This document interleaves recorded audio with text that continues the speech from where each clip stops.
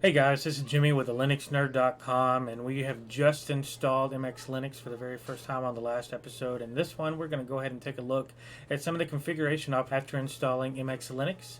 So we're just going to go ahead and get it pulled up on the screen here. Alright, as you can see here, we have Linux MX installed, and here's kind of the splash screen that comes up at startup. We're going to go ahead and close that out.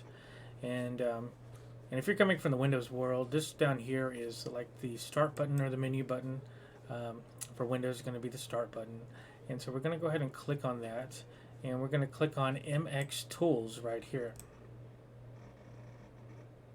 Now MX Tools is loaded up, and we can see some of the settings here. You can see right here that's a live USB maker, the snapshot.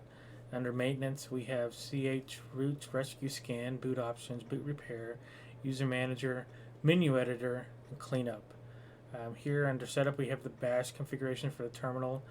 We have NVIDIA driver installer here, codecs installer, network assistant, date and time, conky, select sounds, system sounds, tweak, welcome, system keyboard, system locales, fix DPG keys, package installer, repo manager, quick system info, format USB, iDevice, mounter. So next we're going to go back to the menu button, and we're going to go over to settings, and here's where you could set your profile image. If you had multiple users, you could set this up, and some contact information. You have accessibility options here. You have ad blocker that it's installed automatically.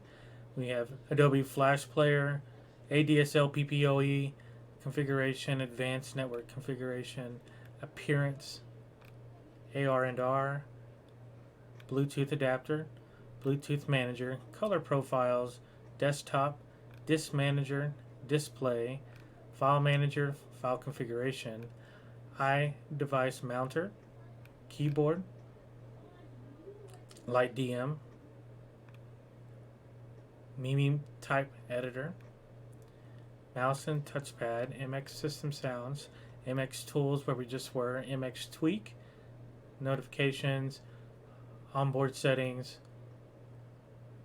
orange preferences, panel, power manager, preferred applications, print settings, removable device and media, Samba, session and startup, settings editor, settings manager, synaptic package manager, system keyboard, system locales, Windows manager,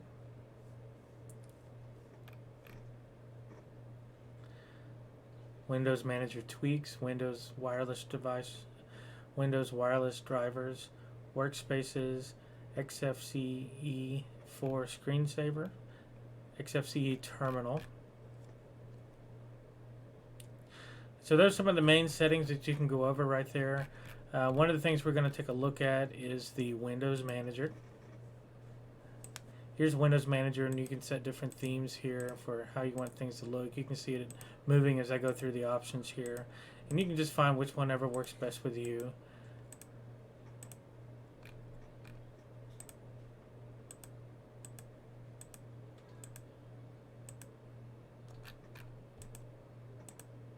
Okay, I'm just going to go for plain right now, so I'm going to do that and click close. Next I'm going to go back into settings here, and I want to take a look at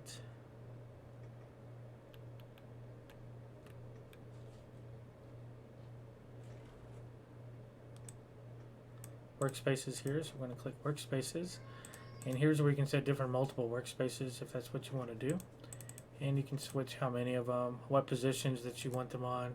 So we're just going to go ahead and add 4 workspaces. And so what that allows me to do, if I hold down the Control and Alt key, hit the up arrow, down, left to right, I get multiple different workspaces to work on. You can also see at the bottom left hand corner of the screen, it's moving to the different workspaces. So like, let's say if I come over to this workspace, I can have the FAQ loaded up here, and we'll have that one right there in that workspace.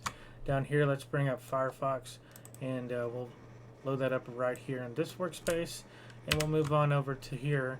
And here we can have the terminal, and you can see the terminal. So what I'm going to do next is I'm just going to hold down the Control-Alt key and just use the arrows as I can move to the different windows and browsers, however I want to set up, so I can just switch over real quickly to each workspace and have all the options that I need. And so that makes things really easy to have the multiple workspaces set up. So in the next video, we're going to look at some of the default programs that come out of the box, so you know what you'll have upon installation and what programs you have accessible to you. Hey nerds, you can check out my website or click on this video to learn more about Linux. Make sure you hit that like button, comment, and subscribe. And don't stop being nerdy. Thank you.